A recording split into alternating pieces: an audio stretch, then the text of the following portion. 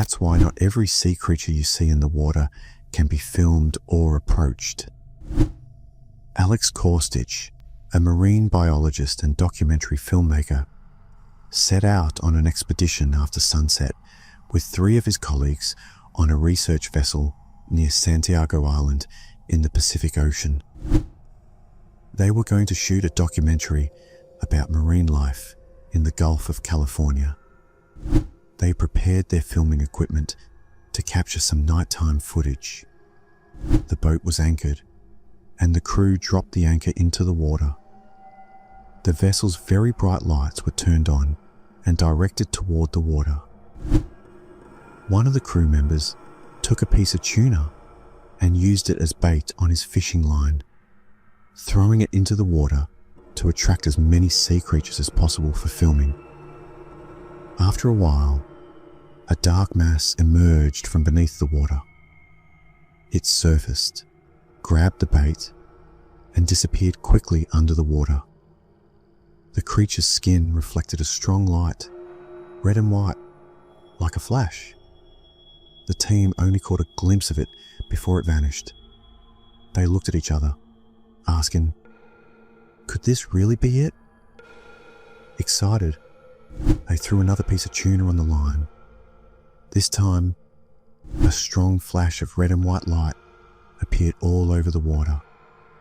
Soon, dozens of these creatures surfaced, fighting each other over the piece of tuna. At that moment, the research team smiled knowingly. They understood that the red and white flashing light they saw was a distinctive sign of a very rare creature.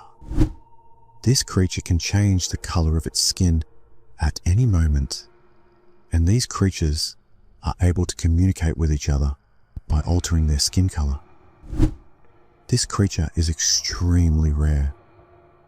No photographer in the world has ever managed to film it alive in the water. Immediately, the team prepared their diving gear and cameras, ready to enter the water. However, if they had taken the advice of a marine biologist specializing in this creature, they would have been warned that entering the water with these creatures is essentially like walking to your death. It is very easy for these creatures to kill a human at any moment. This rare creature is called the Humboldt squid. It has 8 long arms and is a predatory species that lives in the deep ocean. It very rarely comes to shallow waters, which is why information about it is limited.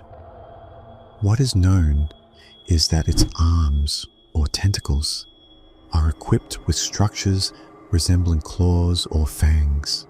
These claws are used by the creature to grab its prey. Once it seizes the prey with its claws, it pulls it toward the center of its body and into its mouth.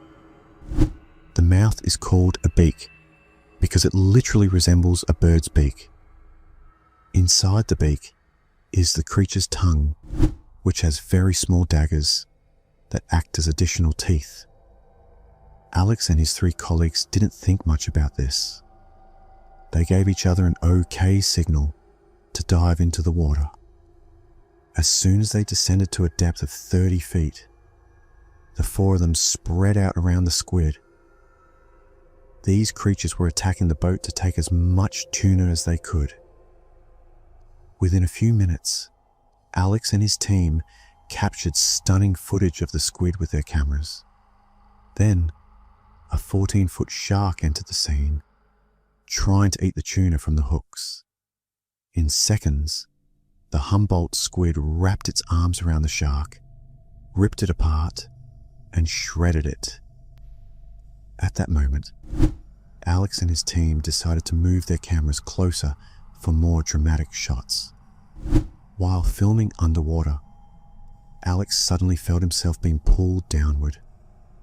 Looking down in terror, he realized that one of the Humboldt squid had wrapped its arms around the fin he was wearing on his right leg and was dragging him down. Alex reflexively kicked with his left leg, trying to free himself. In a matter of moments, Another squid wrapped its arms around his neck and began choking him, pulling him downward. Alex fought for his life and managed to escape the second squid's grip, only to be dragged down to a depth of 50 feet. He started to ascend toward the boat again, but before reaching the surface, a third squid attacked his head, wrapping its arms around his skull so tightly that Alex was temporarily blinded. He felt the squid's beak pressing on his face, opening and closing as if trying to bite him. Fortunately, he was wearing a full diving mask which protected his face from the beak. The squid, frustrated by its failed attempt, adjusted its grip and slowly moved its arms downward, eventually seizing Alex tightly.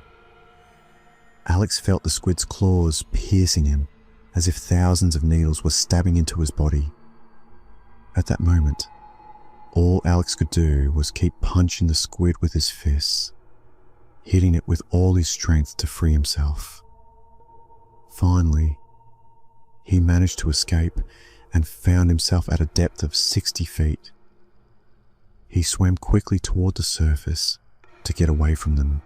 As he ascended, he noticed dozens of these squid wrapping their arms around him, but for some unknown reason, they didn't attack. Alex was able to reach the ladder of the boat. Standing on the ladder and looking down into the water, he saw a large number of squid glowing in red and white. They remained still, as if communicating with each other using these colors, and were watching Alex to see where he was going.